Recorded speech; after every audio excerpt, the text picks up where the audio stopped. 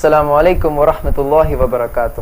کہیے جناب, دیجیے جواب میں آپ سبھی کا ہم استقبال کرتے ہیں. میرے عزیز دوستوں, پیارے بھائیوں بہنوں اور بزرگوں, ہر بار کی طرح اس ایپیسوڈ میں بھی میں آپ کے لیے ایک بہت ہی بہترین ٹاپک لے کر آیا ہوں, اور آج کا جو ٹاپک ہے وہ پچھلے ٹاپک کا ہی کنٹینیوشن ہوگا. اور اگر آپ کو یاد ہے کہ پچھلے ایپیسوڈ ہم اس ٹاپک کو کور کیے تھے, دیٹ از اللہ کا تعارف, that is nothing but introduction of Allah. تو کچھ بیسک انٹروڈکشن ہم یہاں پر کیے تھے سوال و جواب کے ساتھ, اور ہمارے ساتھ جڑے تھے ہمارے بہت ہی خاص مہمان, none other than the very dynamic Sheikh Sanaullah Umri عمری صاحب ہمارے ساتھ ہیں, and he is the Islamic scholar from Islamic Dawah centre کنجی بیٹو. تو آئیے دوستوں, سب سے پہلے ہم یہاں ان کا استقبال کریں گے.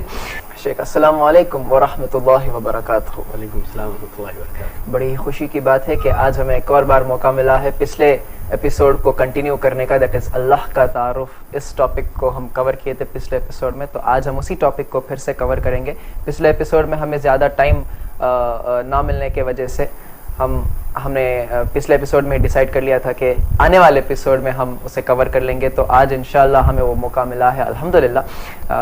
تو شیخ, آج اسی ٹاپک کو ہم کور کریں گے, دیٹ از اللہ کا تعارف, that is introduction of Allah. تو اللہ کا تعارف, یہ اس ٹاپک کے جو بیسک کوشچنس تھے, کانسیپٹ تھے, وہ ہم نے پچھلے ایپیسوڈ میں کور کر لیا ہے. تو آج ہم سم تھنگ مور اس کے بارے میں ڈسکشن کریں گے. تھوڑے سے سوال جواب میں نے پریپیئر کر لیے ہیں, تو امید ہے کہ آج پھر سے آپ ہمارے درشک حضرات کو کنونس کرنے میں کامیاب رہ جائیں گے انشاءاللہ.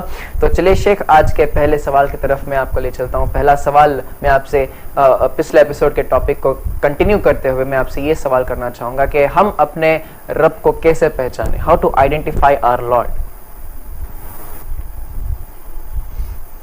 کسی بھی چیز کو جاننے کے بنیادی طور پر ہمارے پاس 3 ذرائع ہیں. ٹھیک ہے. کسی بھی چیز کو آپ جاننا چاہتے ہیں, پہلا ذریعہ ہے دیکھنا, مشاہدہ. اس ذریعے سے ہم اپنے رب کو پہچان نہیں سکتے, جان نہیں سکتے. بالکل جی. اس لیے کہ اس دنیا میں رب کا دیدار ممکن نہیں ہے. اللہ نے فرمایا لا تدرک الابصار وهو يدرك الابصار. آنکھیں اس کا ادراک نہیں کرتی ہیں, کوئی آنکھیں اسے پا نہیں سکتی, جی, ادراک نہیں کر سکتی. کریکٹ. دنیا میں اللہ نے کسی آنکھ کو وہ طاقت نہیں دی ہے, وہ پاور نہیں دیا ہے کہ وہ رب کے دیدار کو برداشت کر سکے. جی جی. لا تدرک الابصار وهو يدرك الابصار. وہ ساری آنکھوں کو پاتا ہے. اللہ لطیف الخبیر, وہ باریک بین باخبر ہے. جی. موسیٰ علیہ السلام ایک عظیم پیغمبر, اہم پروفٹ ہے. جی. انہوں نے اللہ سے مطالبہ کیا تھا, ربی ارنی انظر الیک, اے میرے رب اپنا دیدار کرا دیجئے تاکہ میں آپ کو ایک نظر دیکھ لوں. اچھا. اللہ نے فرمایا کہ لن ترانی, یہ ممکن نہیں ہے, ہرگز تم مجھے دیکھ نہیں سکتے, امپاسبل ہے. اوکے. ہاں, جب جنتی جنت میں داخل ہوں گے تو انشاءاللہ جنت میں اہل ایمان اللہ کا دیدار کریں گے. اوکے. اللہ نے فرمایا وجوہ یومئذ ناظرہ الی ربها ناظرہ. قیامت کے دن کچھ چہرے تر و تازہ ہوں گے, الی ربها ناظرہ, اپنے رب کو دیکھ رہے ہوں گے. اور حدیث میں رسول اللہ صلی اللہ علیہ وسلم نے فرمایا یقیناً تم اپنے رب کو اسی طرح دیکھو گے, بآسانی دیکھو گے جس طرح تم 14ویں رات کے چاند کو دیکھتے ہو. اچھا. تو کسی بھی چیز کو جاننے کا پہلا ذریعہ ہے مشاہدہ, دیکھنا. جی. اس ذریعے کے ذریعے سے ہم اللہ کو پہچان نہیں سکتے, اس لیے کہ دنیا میں اللہ کا دیدار ممکن نہیں ہو سکتی, یہ دیٹ از امپاسبل. اوکے. کسی بھی چیز کو جاننے کا ہمارے پاس دوسرا ذریعہ ہے, جی, مثال, تمثیل, مثال کے ذریعے سے. ایک چیز کو سمجھانے کے لیے ہم دوسری چیز کا سہارا لیتے ہیں, ایگزامپل, مثال. اس ذریعے سے بھی ہم اپنے رب کو پہچان نہیں سکتے, اس لیے کہ اللہ مخلوقات جیسا نہیں ہے. اللہ نے فرمایا کہ لیس کمثلہ شیء, اس جیسی کوئی چیز نہیں ہے. وہ السمیع البصیر, وہ سننے والا اور دیکھنے والا ہے. تو اس جیسی کوئی چیز نہیں ہے. ولم یکن لہ کفوا احد, اس کے ہمسر, اس کے برابر کوئی نہیں ہے. بہت یونیک ہے. جی. اور اللہ نے فرمایا کہ لا تضربوا للہ الامثال فلا تضربوا للہ الامثال, تم اللہ کے لیے مثالیں, ایگزامپل مت بیان کرو. اوکے. تو اس ذریعے سے بھی ہم اپنے رب کو جان نہیں سکتے, پہچان نہیں سکتے. تھرڈ آپشن کیا ہے؟ کسی بھی چیز کو جاننے کا ایک تیسرا ذریعہ ہے, وہ ہے صفات, کوالٹیز, گڈ نیمز اور کوالٹیز, صفات کے ذریعے سے. ہم کسی بھی چیز کو جان سکتے ہیں, پہچان سکتے ہیں. Okay. اللہ کے بارے میں جاننے کا ہمارے پاس صرف ایک ہی ذریعہ باقی رہ گیا ہے, وہ ہے نیمز اور گڈ کوالٹیز. Okay. اللہ نے قرآن مجید میں اپنا تعارف کروایا ہے, خود اللہ نے اپنا انٹروڈکشن کروایا ہے قرآن میں. تو ان ناموں کے ذریعے سے, ان صفات کے ذریعے سے ہم اللہ کو پہچان سکتے ہیں. اللہ نے فرمایا وَلِلَّهِ الْأَسْمَاءُ الْحُسْنَى فَادْعُوهُ بِهَا, اللہ کے لیے بہت اچھے اچھے نام ہیں. Okay. فَادْعُوهُ بِهَا, لہذا تم اللہ کو ان ناموں کے ذریعے سے پکارو. تو اللہ کو جاننے کا جو ذریعہ ہے ہمارے پاس, اللہ نے اپنا تعارف کروایا ہے قرآن میں.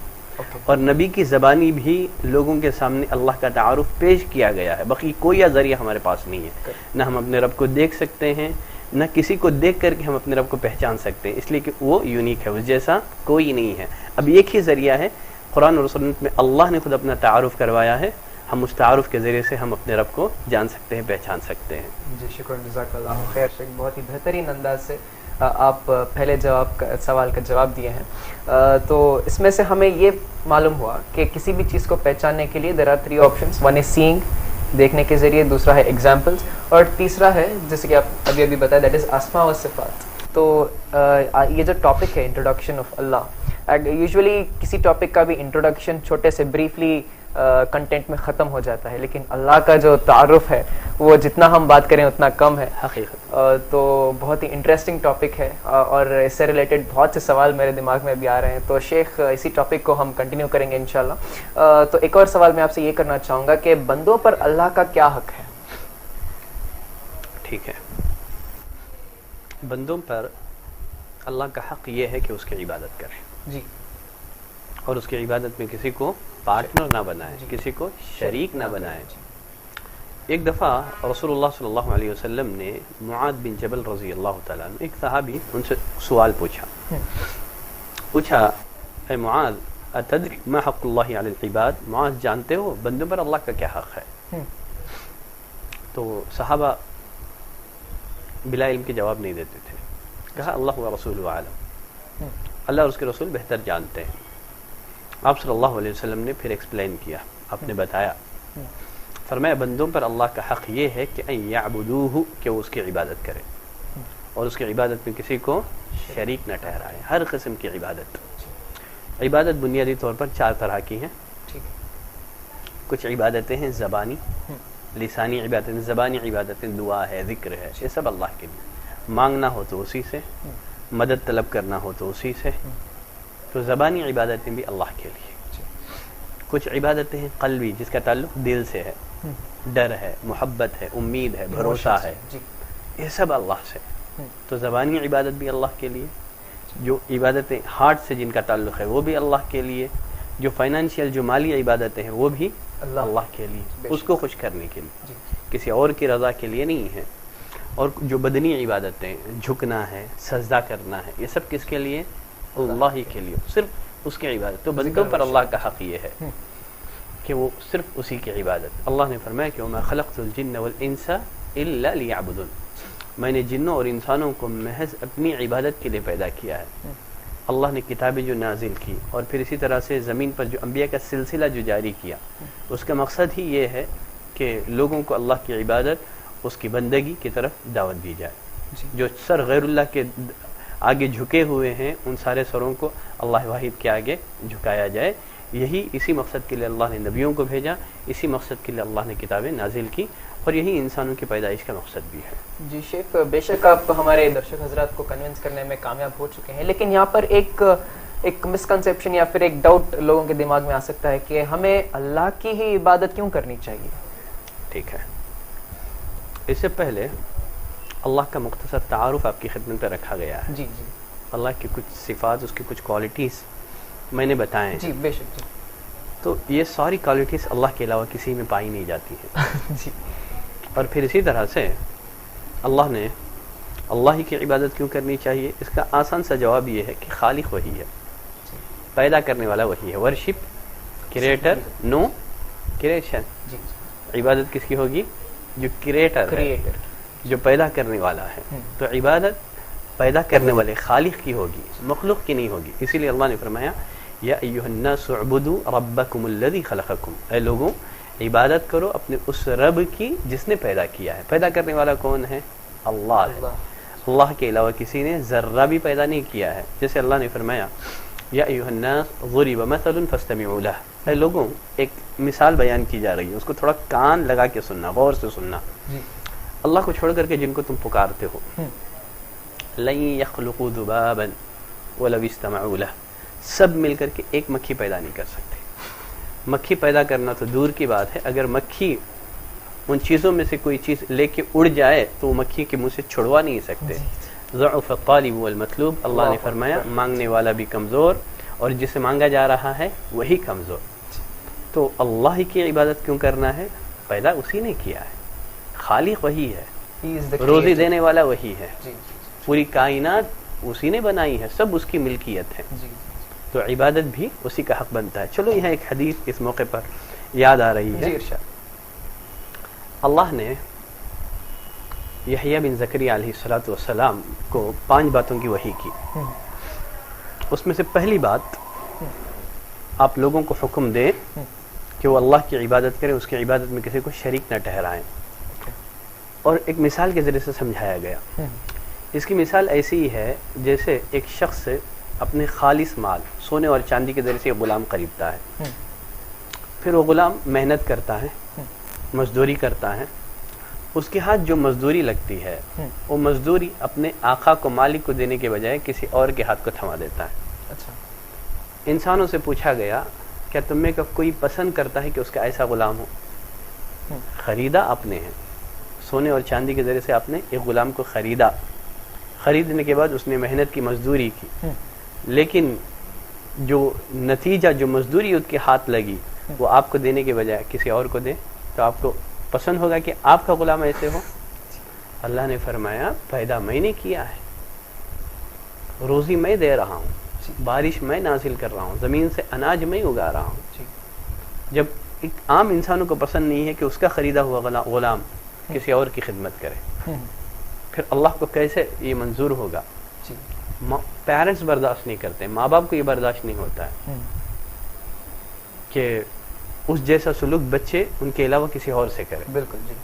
تو جب پیدا اسی نے کیا ہے تو عبادت بھی اسی کا حق بنتا ہے. بالکل جی. تو شیخ بہت ہی بہترین انداز سے آج ایک اور بار آپ نے ایک بہت ہی بہترین ایپیسوڈ یہاں پر بنایا ہے، اور دیٹ از دا ٹاپک جو ہم نے کور کیا، دیٹ از اللہ کا تعارف، انٹروڈکشن آف اللہ. تو ان 2 ایپیسوڈز، آج کے ایپیسوڈ اور پچھلے ایپیسوڈ میں ہم نے بہت سارے ایسے ٹاپک کور کیے ہیں جن کے بارے میں ہمیں معلومات بھی نہیں تھی، اور الحمدللہ ہمیں بہت سے علم ملتا گیا.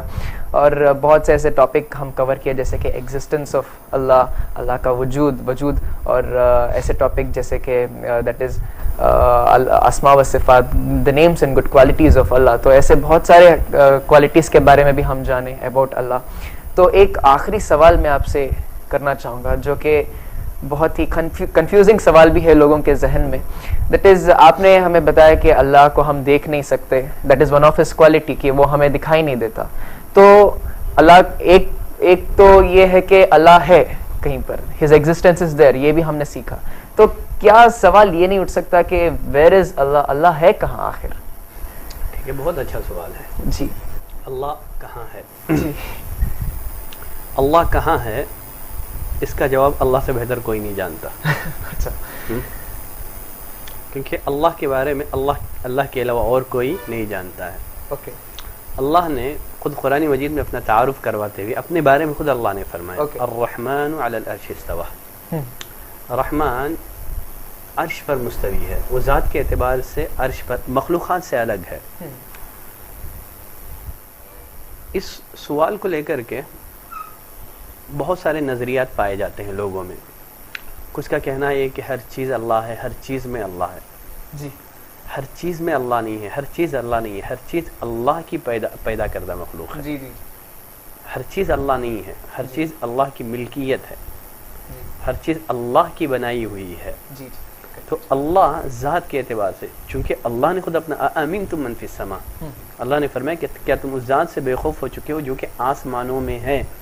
اللہ نے اپنا تعارف کرواتے ہوئے اپنے بارے میں فرمایا کہ وہ آسمانوں میں ہے، فرمایا کہ وہ عرش پر مستوی ہے. تو ذات کے اعتبار سے وہ عرش پر مستوی ہے، وہ ہر جگہ نہیں ہے، وہ ہر چیز میں نہیں ہے، بلکہ اس کا ایک مستقل وجود ہے.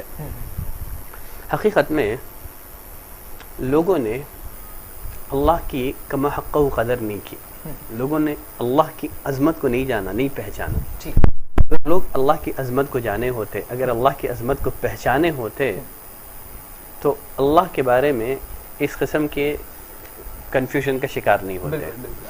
اللہ نے فرمایا کہ وما قدر اللہ حق قدری، اللہ کی عظمت کیا ہے. اللہ نے فرمایا کہ ان لوگوں نے اللہ کی کما حق قدر نہیں کی، جیسے قدر کرنی چاہیے تھی اللہ کی ویسے قدر نہیں کی. لوگوں نے اللہ کو انسانوں جیسا سمجھا ہے. فرمایا والارض جميعا قبضته يوم القیامہ، قیامت والے دن زمین ساری کی ساری اللہ کی مٹھی میں ہوگی. والسماوات مطویات بیمینہ، آسمان ساتوں کے ساتوں آسمان اللہ کے داہنے ہاتھ میں لپٹے ہوئے ہوں گے.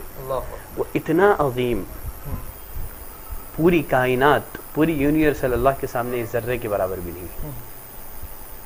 تو اللہ کے بارے میں کہنا کہ اللہ ہر جگہ ہے، ہر چیز میں ہے، یہ کیا ہے؟ لوگوں نے اللہ کی قدر نہیں کی، اللہ کی عظمت کو نہیں پہچانا. فرمایا کہ وما قدر اللہ حق قدری، زمین قیامت کے دن اللہ کی مٹھی میں ہوگی، ساتوں آسمان اس کے داہنے ہاتھ میں لپٹے ہوئے ہوں گے. تو اللہ ذات کے اعتبار سے عرش پر ہے، لیکن اس کا علم کائنات کے ذرے ذرے کو شامل ہے. جیسے اللہ نے فرمایا دو نبیوں سے مخاطب ہو کر کے اننی معکما، یقیناً میں تمہارے ساتھ ہوں. تو اللہ کے انسانوں کے ساتھ ہونے کا مطلب کیا ہے؟ فرمایا کہ اسمع و ارى، سن بھی رہا ہوں، دیکھ بھی رہا ہوں. سننے اور دیکھنے کے اعتبار سے ہر جگہ ہے،